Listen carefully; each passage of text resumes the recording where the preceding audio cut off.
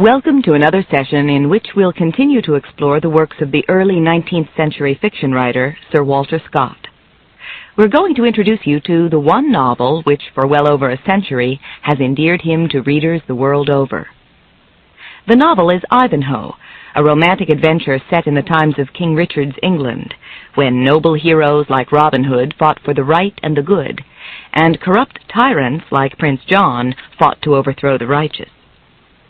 Ivanhoe contains all the classic story elements of the historic romance: duels and kidnappings, beautiful virtuous heroines and brave knights, castles and forests, and battles of both sword and ideals, all of which provide the setting in which good triumphs over evil once again.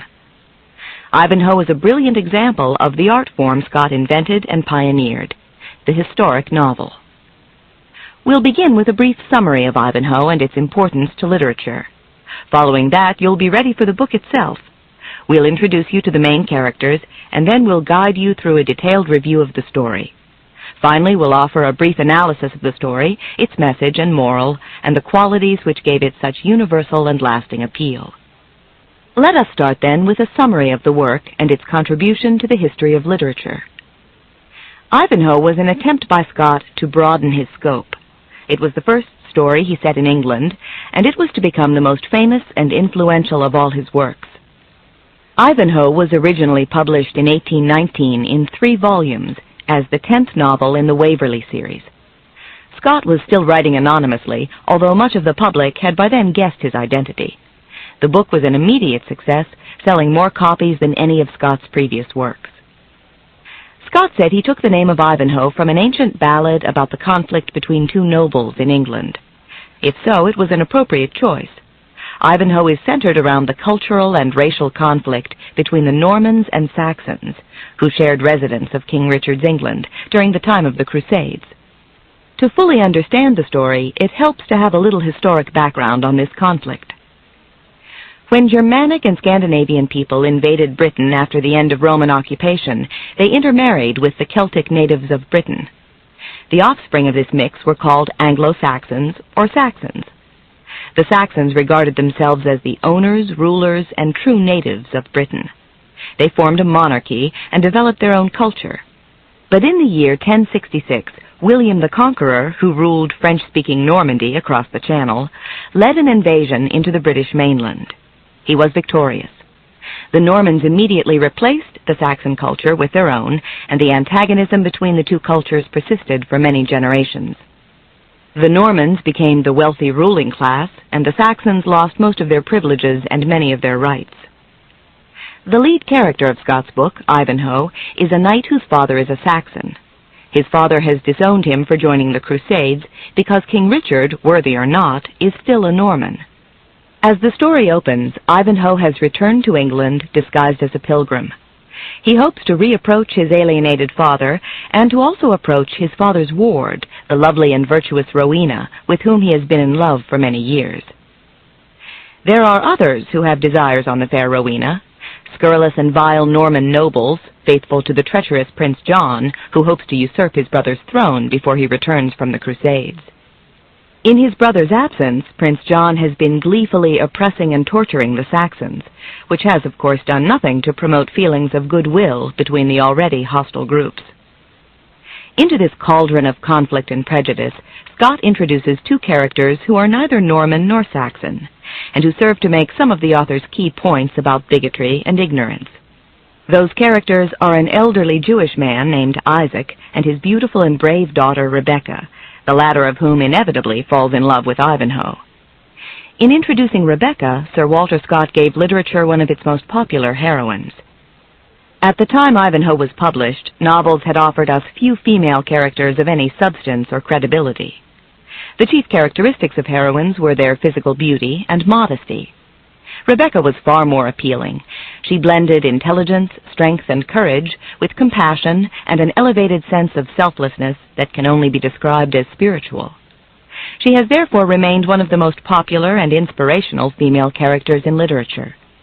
Critics consider her the best character in the book, and perhaps in all his works, and her abduction is even the subject of a famous painting by the French artist Eugène Delacroix, a contemporary of Scott's. As Ivanhoe proceeds, Scott meets all the promises that a romantic novelist must meet. There are duels between wicked Normans and noble Saxons. The two heroines are both abducted by different villains. Ivanhoe, our hero, performs a rescue. The hero is then reunited with his father. King Richard returns to reclaim his throne. Rowena and Ivanhoe are married. Rebecca does the wise and self-sacrificing thing by departing England, leaving behind the man she will always love. And even Robin Hood appears once or twice, outwitting his Norman competitors at an archery match. In the end, as is the custom with Scott and other romanticists, the powers of darkness are defeated. The rich characters, romantic settings, and provocative conflicts in Ivanhoe have made it the most famous and influential of Scott's works. Ivanhoe, like most of Scott's fiction, recreated history in a way that made it accessible and appealing to a mass audience. It is a key reason that Sir Walter Scott is considered a critical figure in the development and expansion of the novel. The novel Ivanhoe is an essential part of the legacy Scott left behind. It was written in 1818 when he was bedridden with a painful illness that caused severe stomach cramps. At the time, Scott couldn't even hold a pen, so the entire book was dictated to a secretary. It was originally published in 3 volumes in 1819 and immediately was a huge success. Set in 12th century England, Ivanhoe is the first of his stories to take place entirely outside of Scotland, and it contains some of his most memorable and vibrant characters. Among them, Richard the Lion-Hearted, the beautiful and brave Rebecca, and the evil knight Sir Brian de Bois-Guilbert. Ivanhoe was the first novel to bring the romantic times of medieval England into colorful and detailed relief, and its exciting narrative, complete with battles, tournaments, and abductions, has captured the imaginations of many generations. But Ivanhoe is more than a thrilling adventure into the past.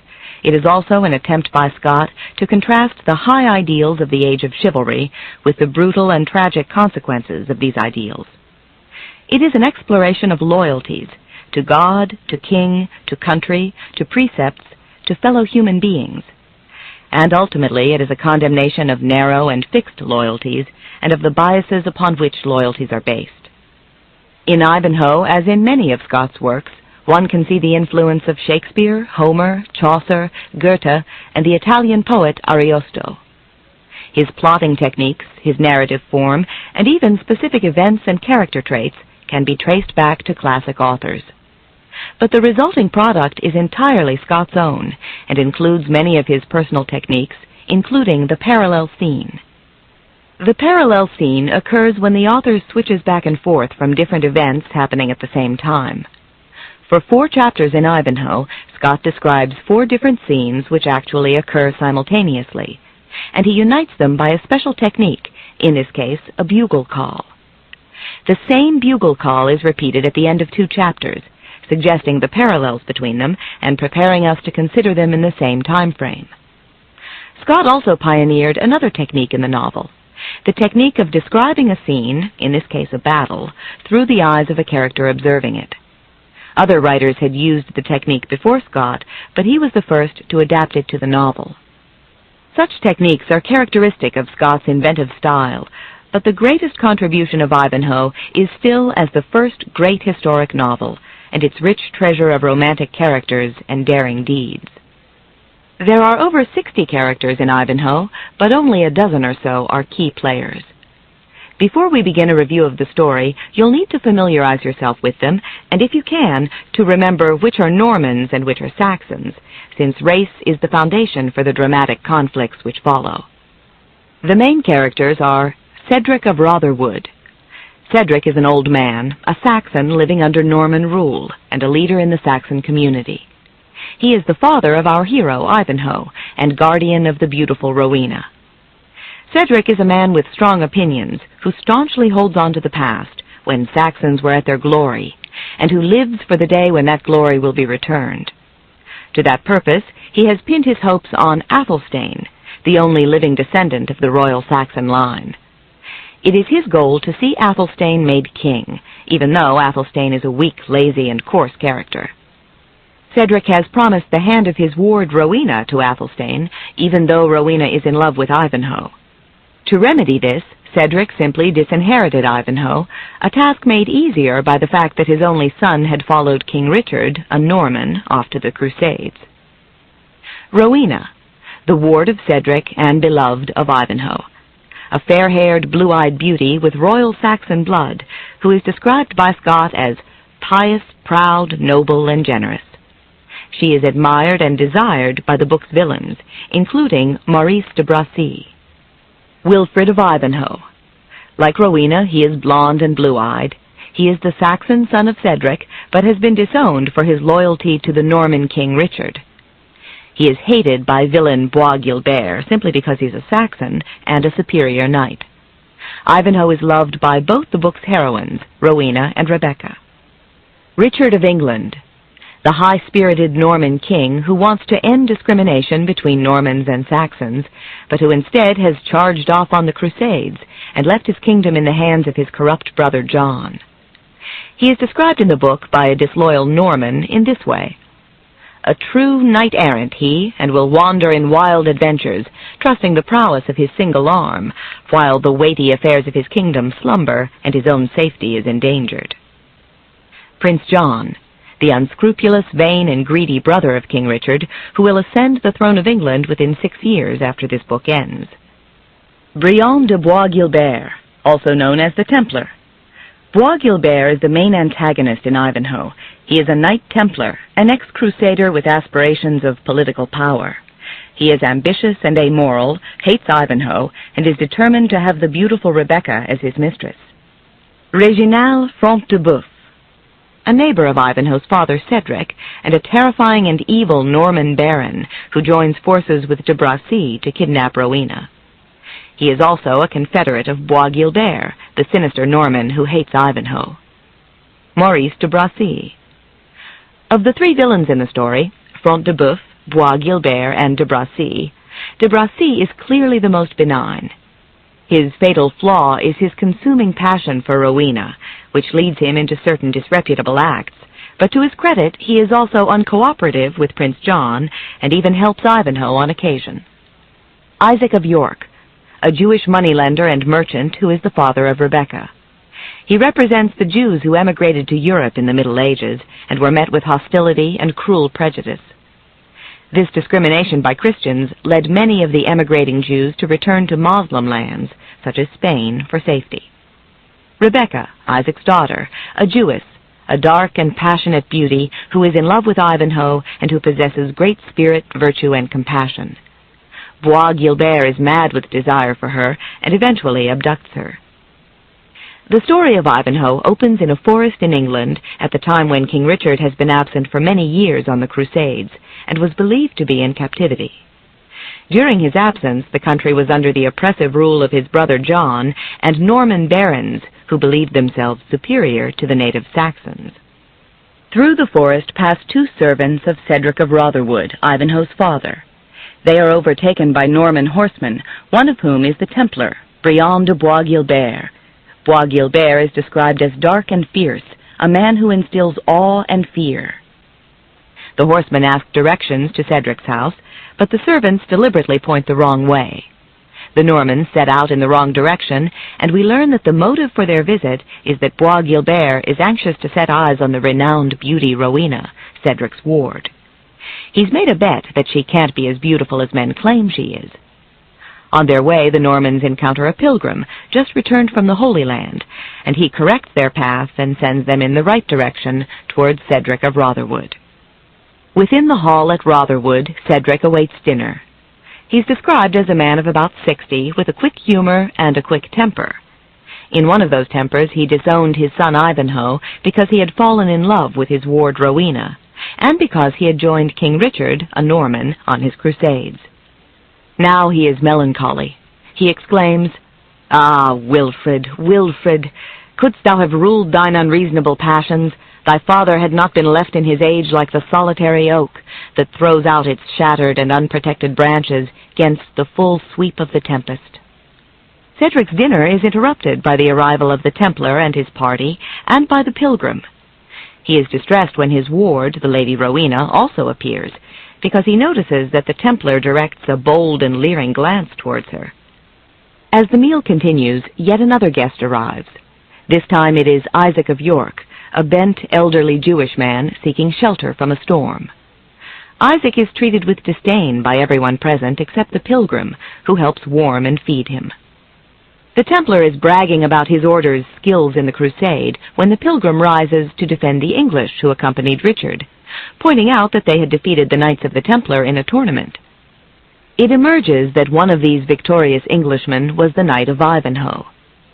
At the mention of Ivanhoe, Rowena's face fills with love, Cedric's face reveals both pride and bitterness, and the furious Templar challenges the absent Ivanhoe to yet another tournament, this time in England.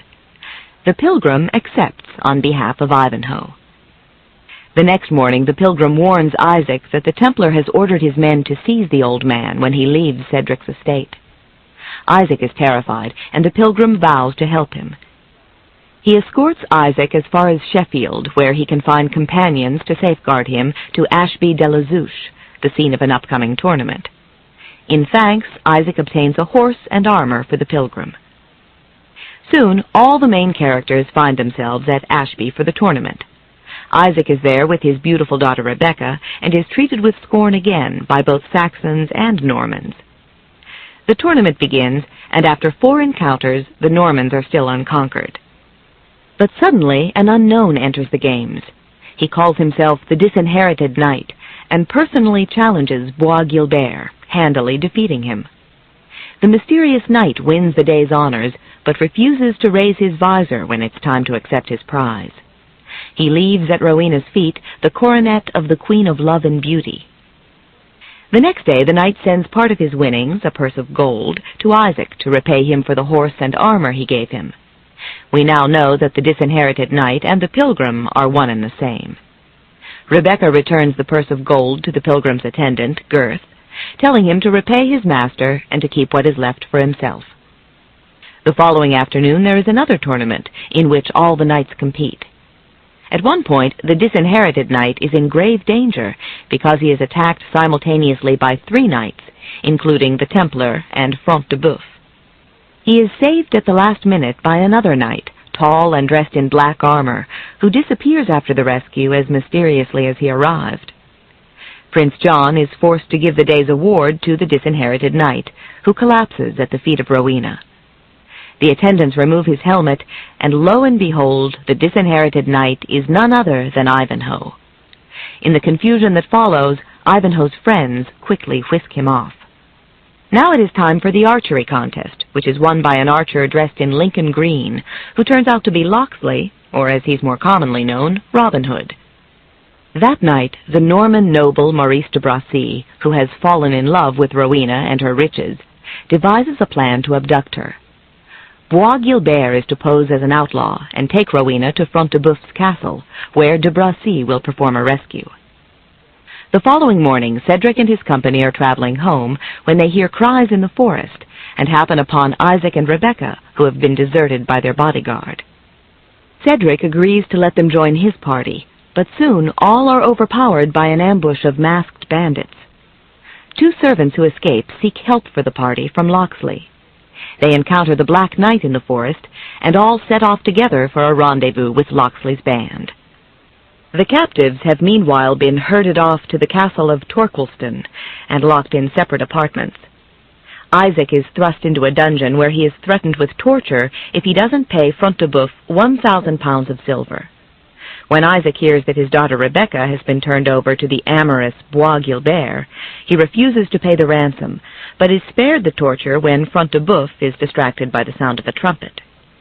At the same time, de Bracy is pressing his attentions on Rowena, having abandoned his plan of rescuing her. He admits to her that it is he that caused her capture. Rowena is appalled to learn from de Bracy that they have also captured Ivanhoe, and he is now in the hands of the merciless Front de Boeuf. Meanwhile, Rebecca has been approached by the evil Templar, Bois Guilbert, who declares he will make her his mistress. Rebecca leaps onto a parapet and threatens to jump if he pursues his plan. The Templar, too, is interrupted in his suit by the sound of the trumpet. The bugle turns out to be a challenge by the rescuers, who now number 200, including Locksley and his band and the Black Knight. Front de Boeuf says he will execute his captors, and the rescuers may send in a priest to take their confessions. They send in a servant disguised as a friar, and the servant persuades Cedric to don the priestly robes and escape. The besieged Normans gather their defenses, withdrawing Ivanhoe's bodyguards and leaving Rebecca to care for him. Rebecca watches the battle below from a window and reports it to Ivanhoe, still recovering from his wounds.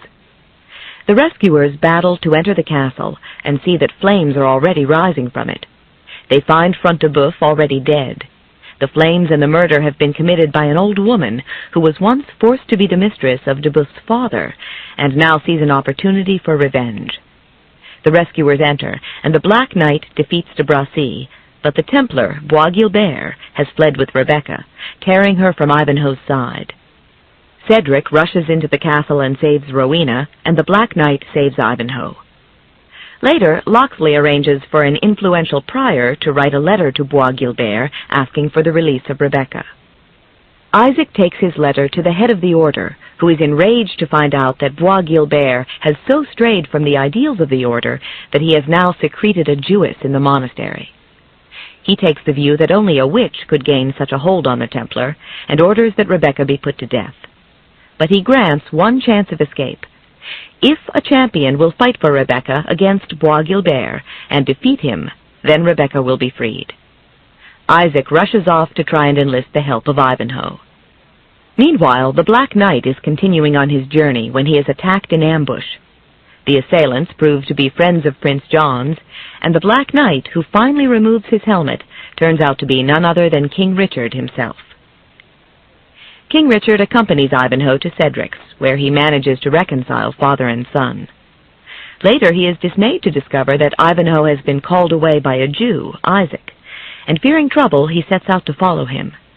When he finds Ivanhoe, the hero has already defeated Bois Guilbert in combat, and Rebecca is free again. Ivanhoe learns that King Richard, while following him, had met some of his royal followers, and together they had peacefully ousted Prince John and restored the throne of England to its rightful descendant. Next, Cedric agrees to the marriage of Ivanhoe and Rowena. And finally, Rebecca, preparing to leave England for Spain with her father, takes the bride of the man she loves a parting gift of beautiful jewels. Rebecca has decided to dedicate her life to helping the sick and poor. The book ends in peace and harmony, with evil vanquished, and each individual content and reconciled to his own inevitable fate. This, then, is the story of Ivanhoe, the novel that helped establish an innovative new form of literature called the historic romance. Yet hidden within its daring escapades and exciting clashes of brawn and will are themes which reflect issues of timeless relevance to humankind. Perhaps the most apparent theme is that of bigotry, for in Ivanhoe it exists in every character, even our heroes, and it is the main cause of the events and conflicts which unfold before us. To begin with, we have the clear bias of the Normans against the Saxons, and the Saxons against the Normans. Beyond this, we have the bigotry of both Normans and Saxons against the Jewish race, notably represented in this story by Rebecca and her father Isaac. Even our worthy protagonist Ivanhoe is subject to biases towards Rebecca and Isaac, as is the good King Richard. It is only Rebecca herself who seems free of any prejudice and willing to extend her goodwill to any individual of any race or creed. It is another contribution of Scott that he has been called the first writer to give Jewish characters prominence in the English novel. In Ivanhoe, he created Jewish characters who rose above his other characters, whose pacifism, compassion, and sense of honor was far more inspiring than the shallow virtues of their companions in the book, and who emerged as perhaps the only characters who were right, totally and unequivocally right. Therefore, when Rebecca and Isaac leave for Spain at the end of the book, it is an act that is most telling and which delivers a strong commentary on the moral condition of England at the time of the story. Scott clearly feels that England did not deserve Rebecca. Wearied by its cruel disdain for her race and sorrowed by the violence she has seen, Rebecca now seeks a happier, more suitable home, and England, in its ignorance, has lost a true heroine. Bigotry is perhaps the real antagonist in Ivanhoe, but another important theme that Scott explores is that of ideals versus practical reality. He manages to make a mockery of Cedric, the old Saxon who is rooted in the past and unable to adequately deal with the events of the present. He also demonstrates the sharp contrast between heroic chivalry and the acts of brutality and cruelty it invokes. Through Rebecca, he challenges men who vow loyalty to codes of liberty and right and then enforce them with blood and hate. The Crusades themselves offer the perfect example of this kind of misguided idealism. By the end of the novel, the reader is convinced that any fanaticism of thought, no matter how seemingly noble, must fail, because fanaticism itself allows no room for tolerance and compromise. Scott also explores the hypocrisy of religion and the Church by presenting us with knights who belong to holy orders and yet who freely break their vows to pursue their own passions and greed. Although the conclusion of Ivanhoe is on the surface a happy ending, on deeper levels it is pessimistic. The king who returns to his throne will rule inadequately and with little success. His reign will be short. Hatred between Saxons and Normans will continue, and the departure of the gentle Rebecca is an ominous statement about the persistence of discrimination and the racial and religious hatred that is still unresolved. Although Scott is viewed as a romantic, his portrayal of the past is not an attempt to glorify it, but to use it to reflect the problems that still plague modern society. Sir Walter Scott invented a new form of literature, but through that literature he explored themes that are anything but new, which had relevance during the time in which he wrote, and which still have relevance today. This is the end of the session. Of both sword and ideals, all of which provide the setting in which good triumphs over evil once again. Ivanhoe is a brilliant example of the art form Scott invented and pioneered, the historic novel. We'll begin with a brief summary of Ivanhoe and its importance to literature. Following that, you'll be ready for the book itself. We'll introduce you to the main characters, and then we'll guide you through a detailed review of the story. Finally, we'll offer a brief analysis of the story, its message and moral, and the qualities which gave it such universal and lasting appeal. Let us start then with a summary of the work and its contribution to the history of literature. Ivanhoe was an attempt by Scott to broaden his scope. It was the first story he set in England, and it was to become the most famous and influential of all his works. Ivanhoe was originally published in 1819 in 3 volumes as the 10th novel in the Waverley series. Scott was still writing anonymously, although much of the public had by then guessed his identity. The book was an immediate success, selling more copies than any of Scott's previous works. Scott said he took the name of Ivanhoe from an ancient ballad about the conflict between 2 nobles in England. If so, it was an appropriate choice. Ivanhoe is centered around the cultural and racial conflict between... Welcome to another session in which we'll continue to explore the works of the early 19th century fiction writer, Sir Walter Scott. We're going to introduce you to the one novel which, for well over a century, has endeared him to readers the world over. The novel is Ivanhoe, a romantic adventure set in the times of King Richard's England, when noble heroes like Robin Hood fought for the right and the good, and corrupt tyrants like Prince John fought to overthrow the righteous. Ivanhoe contains all the classic story elements of the historic romance: duels and kidnappings, beautiful virtuous heroines and brave knights, castles and forests, and battles in the Normans and Saxons, who shared residence of King Richard's England during the time of the Crusades. To fully understand the story, it helps to have a little historic background on this conflict. When Germanic and Scandinavian people invaded Britain after the end of Roman occupation, they intermarried with the Celtic natives of Britain. The offspring of this mix were called Anglo-Saxons or Saxons. The Saxons regarded themselves as the owners, rulers, and true natives of Britain. They formed a monarchy and developed their own culture. But in the year 1066, William the Conqueror, who ruled French-speaking Normandy across the Channel, led an invasion into the British mainland. He was victorious. The Normans immediately replaced the Saxon culture with their own, and the antagonism between the 2 cultures persisted for many generations. The Normans became the wealthy ruling class, and the Saxons lost most of their privileges and many of their rights. The lead character of Scott's book, Ivanhoe, is a knight whose father is a Saxon. His father has disowned him for joining the Crusades because King Richard, worthy or not, is still a Norman. As the story opens, Ivanhoe has returned to England disguised as a pilgrim. He hopes to reapproach his alienated father and to also approach his father's ward, the lovely and